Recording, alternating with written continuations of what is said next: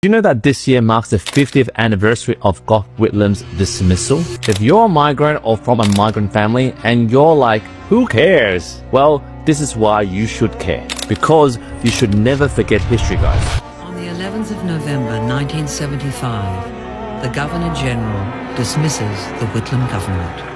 Proclamation which you have just heard read by the Governor-General's official secretary was countersigned Malcolm Fraser. Even if you're a new migrant or you just recently memorized the Australian anthem and sang it at the Australian citizenship ceremony, this is the history that you weren't taught. And it's very important that you guys know because history always repeats itself. Because old mate Gough Whitlam, the OG Prime Minister, much respect to him, the same Prime Minister who gave Australia free uni and Medicare, he also on the same note rejected thousands of Vietnamese refugees, including families like mine and also thousands of families like yours who's watching this video right now. Because to quote him in historical context, he once said, quote, "I'm not having these African Vietnamese balts coming into the country," end quote. Which, by the way, balk in Aussie slang is a derogatory term for European refugees back in the days. Now, if you Google it, obviously that was behind closed doors. And I don't know whether you realize it or not, in that moment, it shaped a generation of unspoken trauma.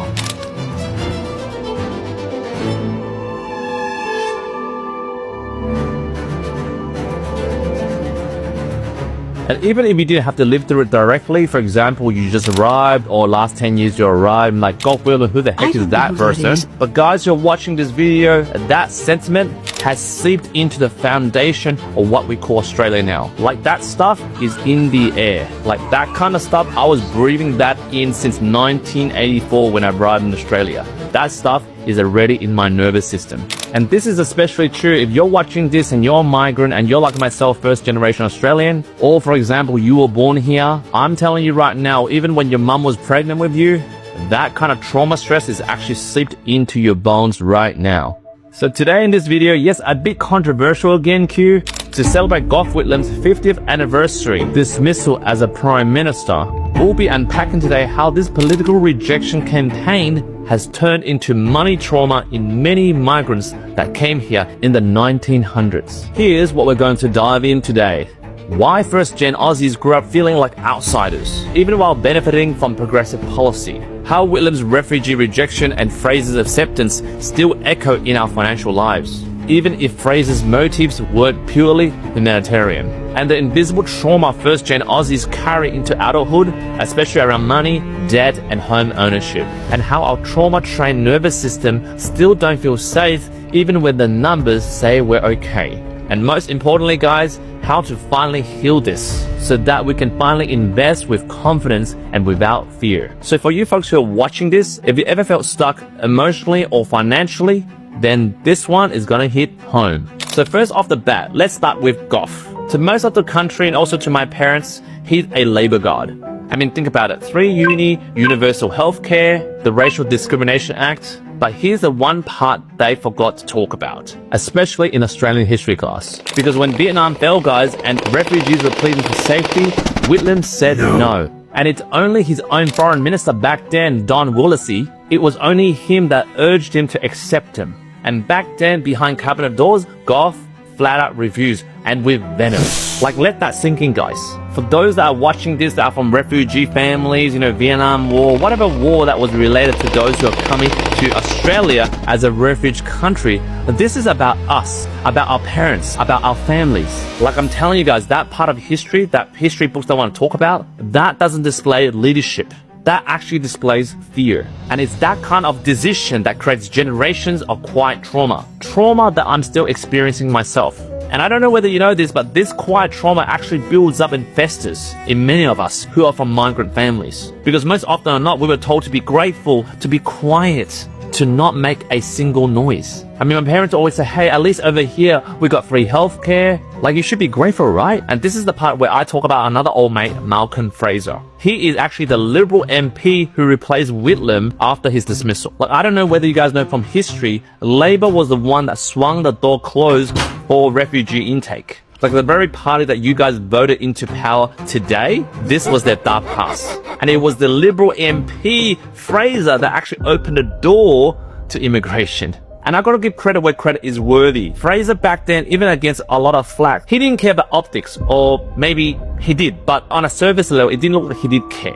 Because under his party's rule, he did welcome the refugees, which is my people, into Australia. I really am thankful. I'm grateful. But it doesn't mean I go back and forget about history and what happened. Because even though I'm kind of grateful about Fraser and my family is grateful for Fraser, I sometimes think Fraser isn't the 100% humanitarian angel that my parents thought he was. Like, I don't know whether you guys know, but he was also aligned with Henry Kissinger. Well, the whole bloody Australian government was aligned with Henry Kissinger when Australia participated in the Vietnam War, right? Like, this is the Henry Kissinger that approved Orange Agent, or Agent Orange, and the whole, oh, let's invade Vietnam and the Vietnam War, right? Like, let's take a deep sit back and look at what the Vietnam War really is, right? And really look at it from hindsight. It was really less about fighting communism and was really more about propping up the French colonial power back then. Like, I mean, I'm grateful that Fraser allowed my people in, and you can somehow interpret that as a form of compassion. But if you look at it in a different way, maybe it was from guilt. And a lot of you might be scratching your head and go, hey, Q, what? Guilt from what? Guilt from what? We got your people in. Like, be grateful, dude. Maybe it's guilt for Australia's involvement in the murder of millions of our people.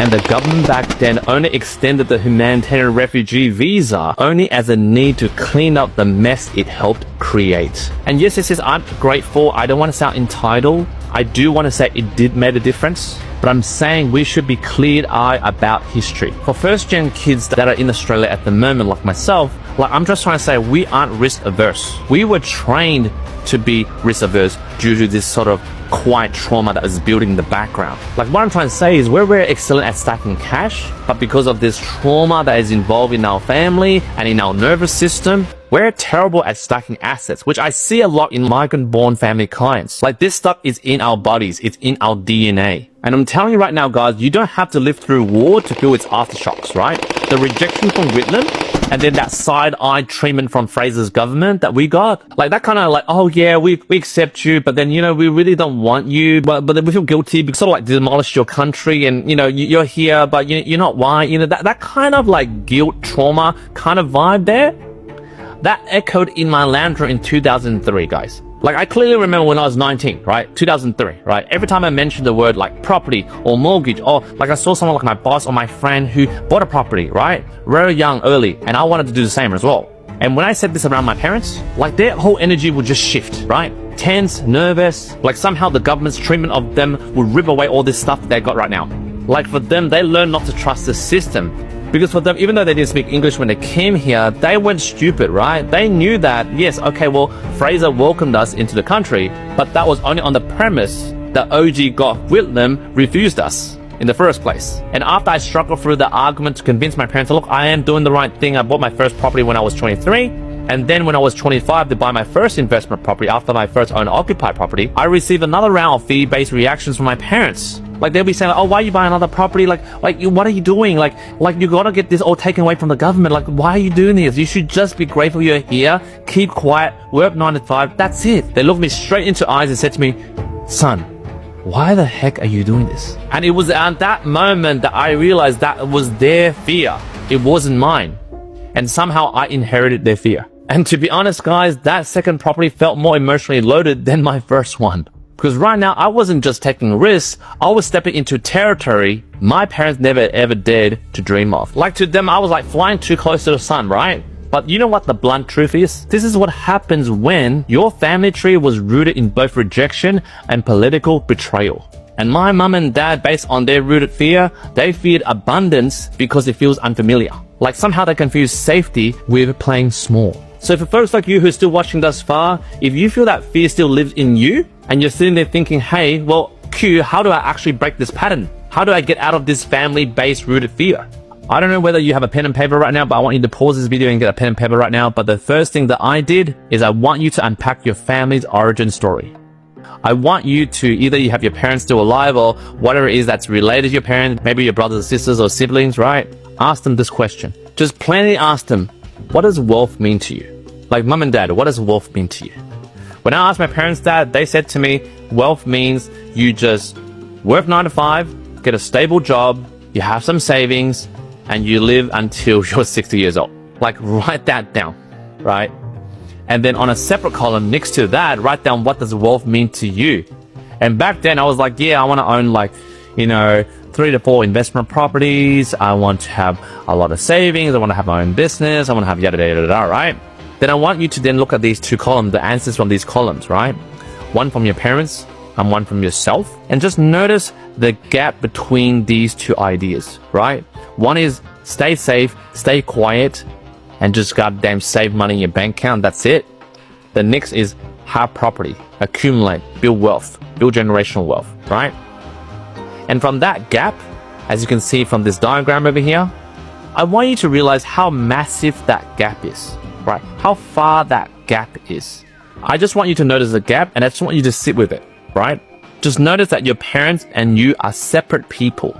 Yes, you have the same blood, but you're separate people, right?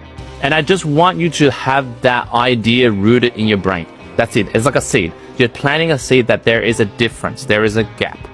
That's all I did, right? There is no magical formula, right? Like, I'm not going to give you a 50-step checklist of what to do. It doesn't exist. Like, there's no get-rich-quick scheme, right? All I did was to notice that gap, and that seed will one day grow into like, oh, maybe I should read more about investing. Maybe I should watch videos like this about investing. Not obviously my videos, other people's videos. I don't care what you watch, but just know that you have a gap from what they didn't teach you.